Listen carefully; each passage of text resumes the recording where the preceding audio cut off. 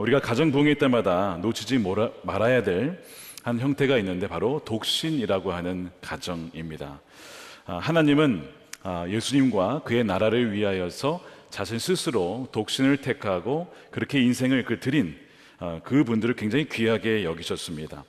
이들은 가정을 이루어서 자녀를 낳음으로써 하나님 나라를 확장하는 것은 아니지만 복음을 증거하고 믿음으로 자녀를 낳음으로써 그 나라를 확장하는 그런 귀한 분들입니다. 그래서 사도 바울이 이 독신으로 부름받은 이들이 있다라고 말씀을 하면서 이렇게 얘기를 하죠. 고린도전서 7장 7절에 나는 모든 사람이 다 나와 같이 되기를 원합니다. 그러나 각 사람은 하나님께로부터 받은 은사가 있어서 이 사람은 이러하고 저 사람은 저러합니다. 결혼하지 않은 남자들과 가부들에게 말합니다. 나처럼 그냥 지내는 것이 그들에게 좋습니다. 이 독신이라는 것은 은사기 때문에 모두에게 적용되지 않는다는 것이죠. 특별히 주의 나라를 위하여서 독신으로 부름받은 이들은 그렇게 드리는 것은 너무나 귀한 것이다. 자신의 시간과 재정과 에너지를 그의 나라를 위해서 드리는 것은 결코 헛되지 않다라고 말씀을 하는 거예요. 이것이 성경이 독신을 지지하는 이유이기도 합니다. 게다가 결혼은 말씀드린 것처럼 일시적인 제도죠. 이 세상에서만 존재하는 제도예요. 왜냐하면 예수님이 우리의 궁극적인 신랑이시기 때문에 그렇습니다. 그래서 독신으로서 살아간다는 것은 한편으로는 신랑 대신 예수님과의 그 친밀한 관계를 통하여 신랑과 바로 그 신부, 교회와 예수 그리스도의 그 관계를 보여준다는 점에서 이미 이 땅에서 그 신부로서의 삶을 살아가고 있는 것이지요. 그렇기 때문에 이 독신은 어떤 결혼한 부부나 부부보다 못한 2등급 신자가 아니라는 것을 분명히 알아야 됩니다. 물론 독신의 삶에는 좋은 점도 있고 장점도 있겠지만 그렇지 못한 점들도, 또 외로운 점들도, 어려운 점들도 분명히 있을 것이고 치러야 할 대가도 있을 것입니다. 에베소서 2장 19절 말씀을 함께 읽어보겠습니다. 시작. 그러므로 이제부터 여러분은 외국 사람이나 나그네가 아니요 성도들과 함께 시민이며 하나님의 가족입니다. 믿으십니까? 사도 바울이 에베소 교인들에게 인종과 민족과 문화를 뛰어넘어서 하나된 한 가족을 말씀을 하고 있어요. 본래는 유대인이나 헬라인이나 어떤 인종적인 차별과 어떤 담이 있기 마련이죠. 그런데 예수님께서 십자가에서 이루신 것은 바로 그런 담을 자기는 육신으로 허무졌다는 것입니다. 그것이 14절이에요. 그리스도는 우리의 평화십니다. 그리스도께서는 유대 사람과 이방 사람이 양쪽으로 갈라져 있는 것을 하나로 만드신 분이십니다. 그분은 유대 사람과 이방 사람 사이를 가르는 담을 자기의 몸으로 허무셔서 원수된 것을 없애셨다는 거예요. 이 담은 단지 인종적인 구분만을 말하는 것이 아닙니다. 인종과 다름 때문에 서로 갖는 오해나 어떤 적대감을 포함하는 것이죠. 요나를 한번 생각해 보세요. 니느웨 사람들을 그렇게 싫어했습니다.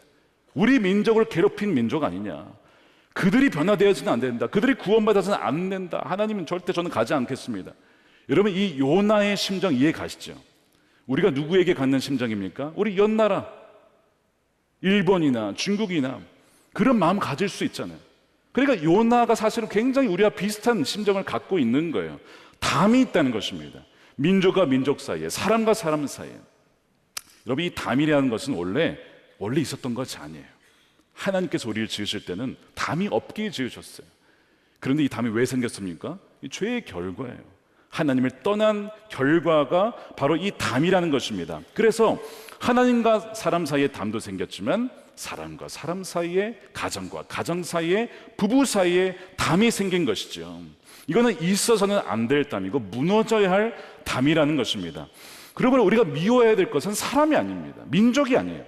뭐냐면 우리 안에 탐욕과 미움과 어떤 그 분열과 폭력으로 인한 죄, 그것이 사람과 사람 사이를 갈라놓은 것이거든요. 그것을 미워해야지 사람이 아니라는 것이죠. 하지만 우리는 너무나 이제는 담 쌓고 지내는 것이 익숙한 삶을 살고 있습니다. 심지어는 부부 사이에 담 쌓는 것뿐만 아니라 일본인과 한국인 사이의 담, 중국인과 또한 한국인 사이의 담, 이런 민족적인 담이 당연한 것이라고 생각하는 것을 우리가 받아들이고 있다는 거예요. 근데 성경 뭐라고 하시죠? 예수님께서 그 담을 이미 허무셨다라고 말씀을 해요. 새로운 인류를 만드시기 위해서 자신의 몸을 내어주셔서 하나로 만드셨다는 것입니다. 그래서 성전의 휘장이 갈라짐으로써 이제는 지성소로 나아가서 누구든지 예수 그리스도를 통하여서 하나님을 우리의 아버지라고, 오죽했으면 주기도문에서 기도가 나의 아버지가 아니고 Our Father, 나의 아버지라고 하잖아요. 나의 아버지라고 하지 않고 우리 아버지라고 하잖아요. 그렇죠? 우리의 아버지, 우리에게 일용할 양식을 주시고 우리를 말하고 있어요. 근데 계속 우리는요, 나라고 말하고 있습니다. 나의 아버지, 나의 가정, 나의 것, 수많은 담을 세우고 있다는 것입니다. 이 말씀을 가정에게 적용하면 물론 혈연적으로 맺어진 가정이 너무 귀하죠. 그러나 성경이 말하는 가족이라고 할 때는 그것만이 아니라 이 혈연적인 가정을 뛰어넘는다는 거예요. 이건 굉장히 혁명적인 말씀입니다. 가족의 범주를 넘어서면 당연히 타인이라고 하는 담이 있지만 예수님이 뭐라고 하냐면 이 담이 다 이미 무너졌고 우리는 이미 예수님 안에서 하나님의 자녀들이요 한 가족이라고 말씀을 하고 있는 거예요.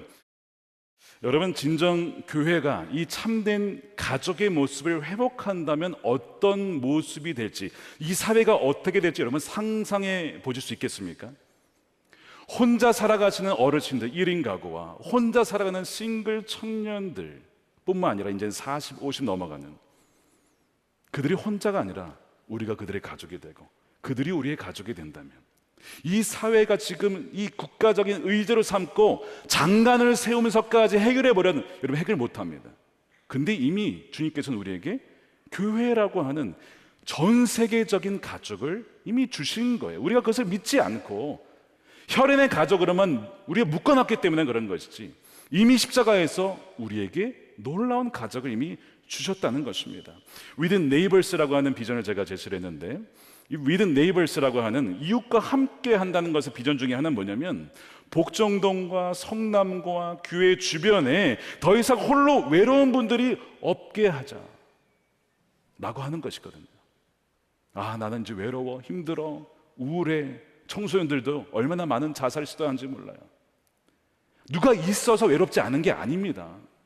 같이 있어도 그럴 수 있어요.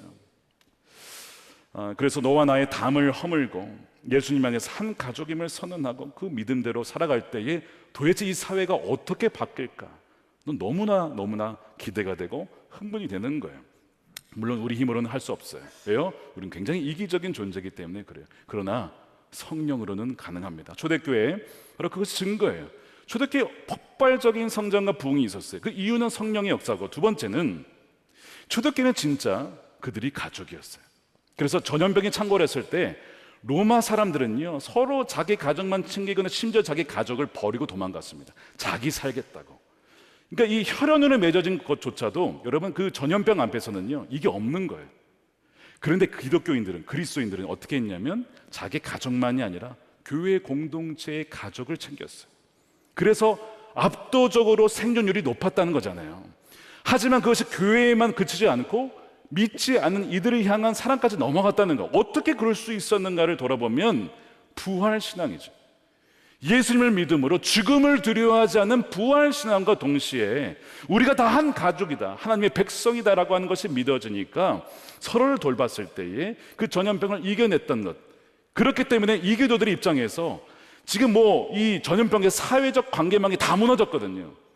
그런데 이 교회는요 서로 가족된 이 공동체에서 자기를 돌봐주니 나도 그 나라의 가족이 되고 싶습니다 라고 하면서 폭발적인 이 증거가 일어났던 것입니다. 그에 비추어서 우리가 코로나를 지나면서 우리의 모습을 돌아봐야 돼요. 우리는 어떠했느냐? 이 코로나는 우리의 공동체가 어떠한 상태로 지금 존재하고 있는지를 테스트하는 기간이었던 것이죠. 교회가 왜 사회에서 공공 영역에서 역할을 감당하지 못하느냐라는 이야기가 있어요. 근데 그걸 말하기 앞서서 먼저 물어야 될 것은 우리가 어떠한 공동체로 지금 존재하고 있느냐, 정말 우리는 참된 가족으로 여기고 내 몸과 같이 사랑하는 그런 사랑의 공동체로 존재하고 있느냐, 아니면 그저 혈연으로만 맺어진 가족들의 집단이냐. 여러분, 이거는 전혀 다른 문제가 되는 거예요. 그러므로 우리가 교회가 세상에서 무엇을 하느냐보다 중요한 것은 우리가 진정 하나님의 참된 가족으로 존재하고 있느냐. 그렇지 못하다면 그것을 회개하고 그것을 변화시킴으로 변화를 받아서 참된 가족이 되는 것이 우선이라고 하는 것이죠. 그럴 때에만 이 세상에서도 공공의 영역에서 그 역할을 감당하게 되는 교회가 된다는 것입니다. 곧 다가오는 이 목사 부부 수련회 준비하면서 사전 모임 때 한 사모님이 그런 얘기를 하셨어요. 공동체에서 받은 사랑이 뭡니까? 뇌하수체 종양이 있었다고 해요. 그 진단을 받고 치료를 받는데 이 목사 부부 공동체에서 그 사모님 위해서 금식하며 기도를 해주신 거예요. 그래서 그 사모님이 더 이상 그 종양이 커지지 않아서 정상적인 지금 생활을 하고 계시거든요. 그때를 생각하면서 저를 위해서 금식하며 기도해 준 이 공동체가 저의 가족입니다. 그 사랑을 제가 받았습니다. 그 나눔을 하시는 것을 보았습니다. 그러니까 여러분, 가정의 회복 너무 중요하지만 거기에 그쳐서는 안 된다. 이것이 넘쳐서서 넘어가서 우리의 주 예수 그리스도 안에 하나 된 이 가족을 세우는 그 일에 우리가 헌신되어야 한다는 거예요. 물론 여기에는 양극단이 있어요. 목사님, 그 너무 이상적이지 않습니까? 이상주의가 있어요. 그러니까 모든 일이 이제 다 잘 될 거야. 우린 다 가족이니까 아무런 어려움이 없을 거야. 여러분, 그렇지 않습니다. 우리는요, 지극히 이기적이고 개인적이고 자기 중심적인 사람이에요. 사람이 같이 산다는 것은 쉬운 일이 아닙니다. 많은 갈등 요소가 있어요. 이것을 부정해서는 안 됩니다. 한편으로 냉소주의가 있어요. 그것이 어떻게 가능하겠습니까? 말도 안 됩니다. 아니, 가족이라면서요 라고 하면서 조롱하는 사람들도 있어요. 성경은 냉소주의도 배격하고 이상주의도 배격해요. 우리는 깨어진 세상에 살고 있기 때문에 비록 참된 가족으로 만들어지면 이것이 쉽다는 일이 결코 아닙니다. 그러나 가능한 이유는 뭐냐면 예수님께서 십자가에서 이미 그 담을 허무셨고, 첫 번째. 두 번째는 우리 안에 계신 성령께서 우리의 육신을 나는 죽고 정말 우리 안에 계신 주님으로 살게 하기 때문에 그것이 가능하다는 거예요. 그것이 오늘 바로 18절 말씀입니다. 우리 함께 읽어보겠습니다. 시작. 이방 사람과 유대 사람 양쪽 모두 그리스도를 통하여 한 성령 안에서 아버지께 나아가게 되었습니다. 예수님이 아니면 안 되고요. 또한 그리스도의 영이신 성령 안에서만 일이 가능해요. 우리가 성령으로 충만하지 않으면 우리가 육신의 소욕에 이끌려 살아가는지 모릅니다. 우리의 가족도 사랑하지 못하는 존재가 우리예요. 그러나 성령 안에 있으면요, 성령으로 충만하면 이것이 가능하더라는 것이죠. 제가 오늘 토요일 날 말씀을 준비하다가 이제 산책을 하러 동네를 쭉 도는데 복정공원에서 우리 아이들을 만났어요. 그 부모님들과 같이 다 와 있는 거예요. 굉장히 많았습니다. 그래서 날씨도 좋았기 때문에 오늘 산책을 나왔구나 생각했는데 부모님들이 아니에요. 예수마을 학교라고 해서 토요일마다 10시부터 오후 2시까지 사랑부 그 장애인 아이들을 교회에 맡기면 선생님들이, 그러니까 학생들이 30명인데 선생님이 60명, 봉사자 60명이 와서 그 아이들과 함께 시간을 보내고, 그동안 부모님들은 좀 쉬기도 하고 장도 보시고 그 아이들과 식사도 하고 공원도 가고 산책도 하고, 바로 그 예수마을 학교 그 행사 프로젝트였던 거죠. 매주 있는데요, 보니까 부모님이 아니라 교회 우리 가족들이었어요. 근데 얼핏 보면 부모님처럼 보여요. 어찌나 그렇게 사랑해주고 이뻐해주고 해주는지 그 모습을 보니 너무 감동이 됐어요. 이것이 육신으로 가능한 일인가? 성령께서 우리 안에 모든 이기적인 것을 내려놓게 하시고 정말 나의 가족으로, 나의 자녀로 사랑하게 하시니까 이것이 가능한 것이구나 하는 것을 제가 그때 보게 되었습니다. 저는 목회하면서 이 주제가 참 저에게 과제였습니다. 왜냐하면 제가 사랑을 한다거나 혹은 저에게 잘해 주신 분들, 저를 사랑해 주신 분들을 사랑하는 건 여러분 어렵지 않았어요. 그런데 그렇지 않거나 또한 더 나아가서 진정 나의 가족으로 여길 수 있는가에 대한 부분은 또 다른 문제였던 겁니다. 이것을 그냥 아니야 라고 넘어갈 수 있었지만 주님은 계속해서 정말 너의 가족이냐, 정말 가족처럼 사랑하느냐, 이 부분을 계속해서 도전하시는 겁니다. 미국에 있을 때 이런 분이 계셨습니다. 연세가 70 거의 5세 가까운 유대인이었어요. 남자였고요, 장애인이었습니다. 어릴 적에 부모님을 잃었어요. 고아였어요. 그렇게 잘하신 분이 계셨는데 어떤 분이 이제 그분을 개인적으로 케어하시다가 본인이 타주로 가면서 우리 교회에 이분을 부탁하시는 거예요. 자기가 가니까 이분을 잘 돌봐 주십시오. 저와 그분의 공통점이 없죠. 남자라는 것 외에는.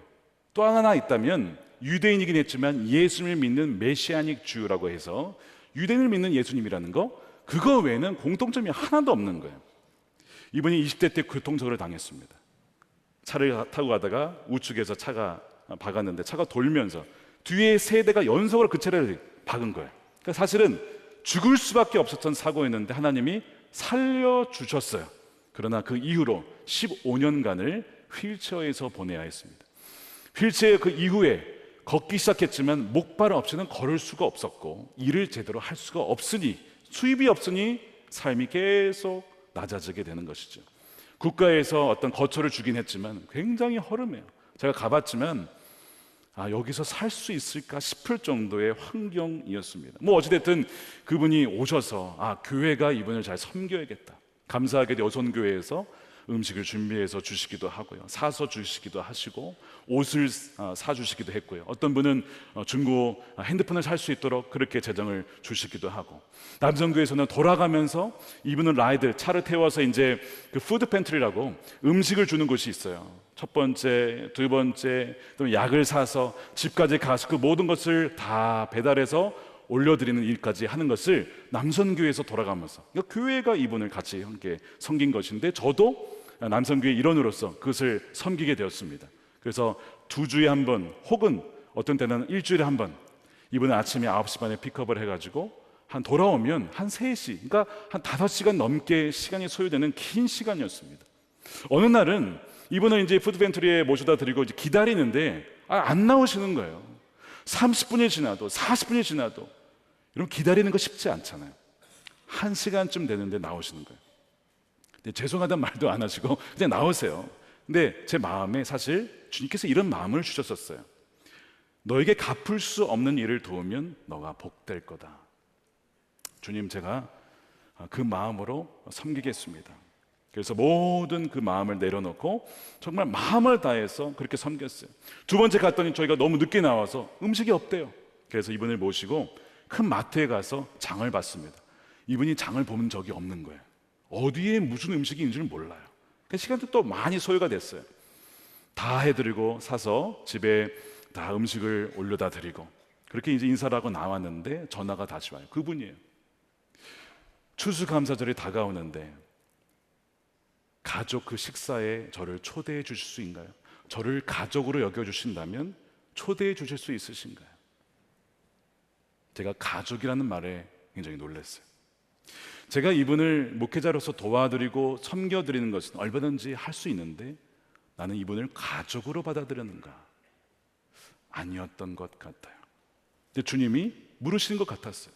너 정말 내 사랑하는 이 아들을 가족으로 여기겠느냐? 미국은 목요일 날 추수감사절 식사를 합니다. 보통 가족들이 모여서 식사를 하는데 저희는 청년들이 많아서 교회에서 청년들, 혼자 있는 청년들을 다 불러다가 교회에서 식사를 했던 주간이었기 때문에 교회에 그분을 초대했어요. 대신에 방에 저희 가족들만 모인 곳에 그분이 함께 자리를 하고 식사를 하는데 우시는 거예요. 왜 그러시냐? 자기는 부모님을 어릴 적부터 잃었기 때문에 이런 식사를 해본 적이 없다는 거예요. 늘 원했던 것, 가족들이 함께 모여서 추수감사절 하나님께 감사하며 식사하는 것이 늘 원했던 것인데 하나님께서 오늘 저에게 그런 선물을 주셨다고 하면서 막 눈물을 흘리시면서 식사를 제대로 못 하시는 겁니다. 그날 그렇게 식사를 하고 제가 다시 그 숙소에 모셔다 드리고 이제 인사를 하는데요, 들어가시다가 이 목발을 짚고 들어가는 거죠. 들어가시다가 저를 뒤돌아서 딱 보는 거예요. 그럼 저에게 이런 얘기를 하시는 거예요. 데이빗, 오늘 너무 고마웠어요. 너무 고마웠어요. 저를 가족으로 여겨주셔서 감사해요. 그 다음에 I love you.